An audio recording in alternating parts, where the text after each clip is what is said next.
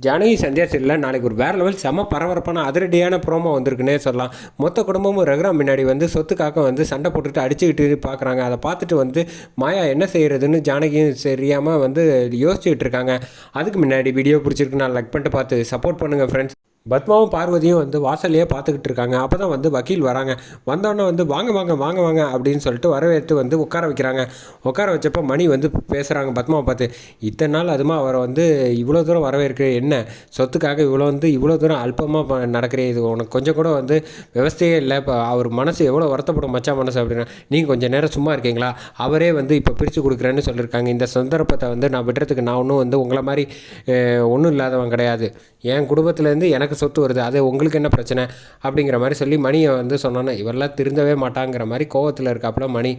அப்போ தான் கரெக்டாக வந்து பார்வதி வந்து என்ன வக்கீல் வந்துட்டாப்புல, இன்னும் மகாலிங்கத்தை காணுமே அப்படின்னு சொல்லிட்டு யோசிச்சுட்டு இருக்கப்போ அவரும் வந்துடுறாரு.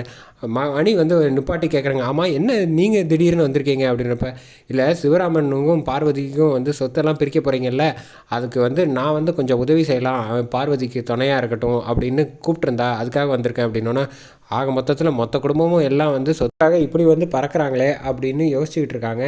நம்ம மணி, ஜானகி, மாயா என்ன செய்கிறதுன்னு தெரியாமல். அப்போ கரெக்டாக வந்து ரகுராம் கிட்ட வந்து என்னங்க சார் வாசிச்சிடலாமா அப்படிங்கிறப்ப, தாராளமாக வாசிங்க அப்படின்னு கண்ணுலேயே வந்து சொல்லிடுறாங்க ரகுராம்.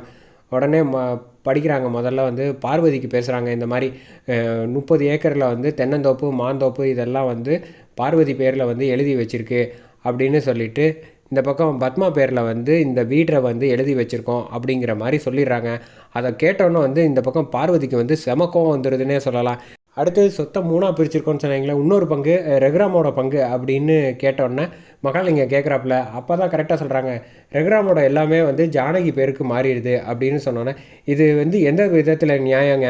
ரகுராம் பொண்டாட்டிக்கு வந்து சொத்து வந்து போகிறது வந்து ஜானகி பேரில் போகிறது பிரச்சனை இல்லை, ஆனால் இந்த வீடு வந்து பார்வதி பேரில் தானே இருக்கணும், அண்ணனுக்கு அடுத்தது வந்து தம்பிக்கு தானே இருக்கணும், அதை விட்டுட்டு பத்மா பேரில் எழுதியிருக்கே, இது எந்த விதத்தில் நியாயம் அப்படின்னு கேட்டோன்னா, இங்கே எதுக்கு நீங்கள் தேவையில்லாமல் பேசிகிட்டு இருக்கீங்க அப்படின்னு வந்து பத்மா வந்து பேச ஆரம்பிக்கிறாங்க. உடனே கொஞ்சம் நிப்பாட்டுறீங்களா, அவர் சரியாக தான் பேசுகிறாரு, இந்த என்னோட வந்து 30 ஏக்கர் தென்னந்தோப்பு, இதை மாந்தோப்புலாம் வேணால் வந்து உங்களுக்கு எழுதி கொடுத்துட்றேன், ஆனால் இந்த வீட்டெல்லாம் உங்களுக்கெல்லாம் கொடுக்கணுங்கிற அவசியமும் கிடையாது, என்னால் உரிமையை கொடுக்கவும் முடியாது, இந்த வீடு வந்து சிவராமனுக்கு தான் சொந்தம், அதை உங்களுக்கு கொடுக்க வேண்டிய அவசியம் கிடையாதுங்கிற மாதிரி பார்வதி வந்து பத்மா கிட்ட வந்து சண்டை போட ஆரம்பிச்சிடுறாங்க. என்ன பார்வதி இப்படிலாம் பேசிகிட்டு இருக்க அப்படின்னா, நான் கரெக்டாக தான் பேசுகிறேன், நீங்கள் வந்து உங்களுக்கு இந்த வீட்டில் வந்து எப்போ பார்த்தாலும் இங்கேயே தான் இருக்கீங்க, உங்களுக்கும் இந்த வீட்டுக்கு என்ன சம்மந்தம், உங்களுக்கு தான் கல்யாணம் ஆகிடுச்சுல, நீங்கள் கிளம்பி போயிருக்க வேண்டியது தானே அப்படிங்கிற மாதிரி வந்து மேற்கொண்டு வந்து பேசிடுறாங்க. என்ன பேச்சு பேசுகிற, இதெல்லாம் ரொம்ப ஓவர் அப்படின்னு சொல்கிறப்ப ஜானகி வந்து சொல்கிறாங்க, தயவு செஞ்சு இப்படி சண்டை போட்டுக்காதீங்க அப்படின்னு சொல்கிறப்ப, இந்த பக்கம் ரமணி பாட்டி வந்து இப்படி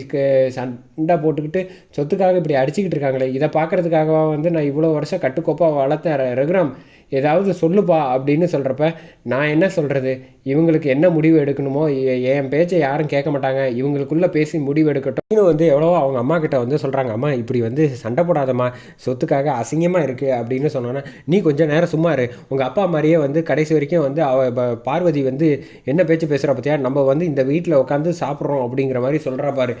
மகாலிங்கம் இவங்க எல்லாரும் வந்து சண்டை போட்டுக்கிட்டு இருக்கிறத பார்த்துட்டு சந்தோஷப்பட்டுக்கிட்டு இருக்காங்க.